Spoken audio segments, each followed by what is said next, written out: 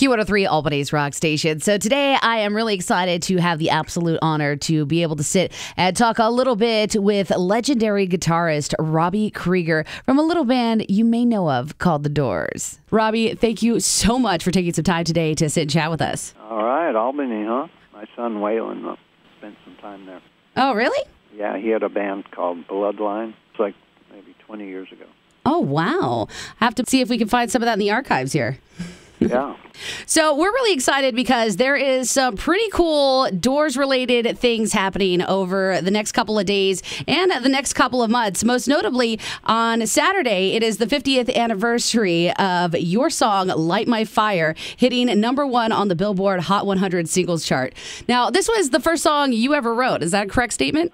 Yeah, for The Doors. So when you were writing this song and you guys were, starting the band, did you, ever in your wildest dreams think that it would have the longevity and the impact that it has?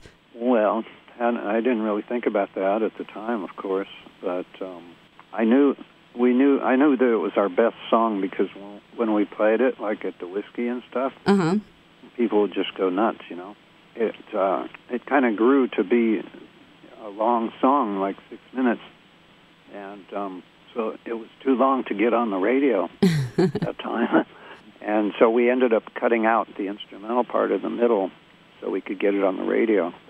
And once we did that, it got on AM radio, which you had to do in those days, and it just went crazy, That's crazy. So when you played it live, did you still keep the instrumentals in? Oh, yeah. Some people say that you guys kind of started the whole jam band revolution. Do you feel like that is an accurate depiction of kind of where The Doors was at some point? Yeah, I think so, because, a lot of our songs would grow like that. When we played them live, they would get longer and longer, like Light My Fire, the end, when the music's over. And so it was like a jam, Right. And each night, a song might take a different turn and go a different direction, and we would just follow that.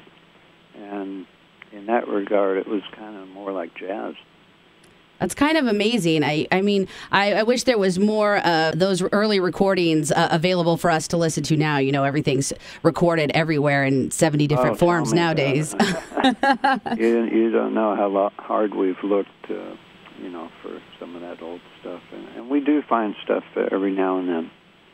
We just found some stuff from a place called the London Fog, which was a club we played at before we even played the Whiskey in 1966. Wow. So was that recorded without you guys knowing? Somebody just kind of did that on their own? Somebody brought a Nagra, which is what they recorded film in the film industry on these portable tape recorders, back in the 60s before they had cassettes and stuff. And somebody from the UCLA film department, which, Ray and Jim were both in the film department at UCLA. So it was just a friend of ours, and she brought this Nagra tape recorder, which really is a good sound on those things. So we just recently put out a set of from the London Fog. So where she'd been just holding on to him for all these years, and all of a sudden was like, oh yeah. She had this sitting in her basement or somewhere, and hey, I wonder if there would be. I want to hear this stuff, That's crazy. Well, speaking of releases, tomorrow you guys are actually releasing a limited edition 7-inch single of Light My Fire in honor of the anniversary. It's the Japanese version of the single, right? Right, exactly. Why do you think you picked the Japanese single to put out? Well, they're real meticulous about their sound and stuff, and it just really sounds good. All right, I'll take that. I actually got a copy in the mail today, and I'm really excited to put it on and play it. Oh, cool! Sweet, right? Yeah, we're releasing this whole single set, box set, and there's a poster in there with all the covers of these singles.